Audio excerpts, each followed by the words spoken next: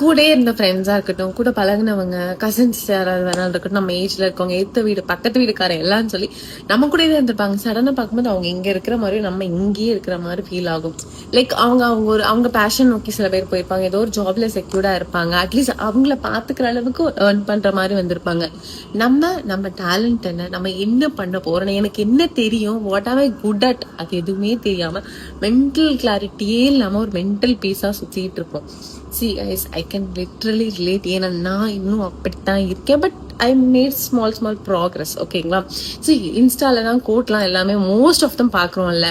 If you don't have anything to pursue, just pursue yourself. அது உண்மைதான், சத்தியமா. நான் அது உங்களுக்கு ஒரு பெரிய எக்ஸாம்பிளா நான் இருக்கேன். என்னோட பிசிக்கலா வெயிட்டும் சரி, மென்டல் ஹெல்த்தும் சரி ரொம்ப நாஸ்தி பண்ணியிருந்தேன். அண்ட் அதை ரெக்கவர் பண்ணதான் சீரியஸா ப்ரொஃபஷனலா நான் என்ன பண்ணணுங்கிறதுக்கான ஒரு கிளாரிட்டி கூட எனக்கு வந்துச்சு.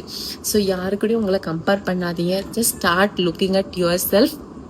Please don't compare yourself to others.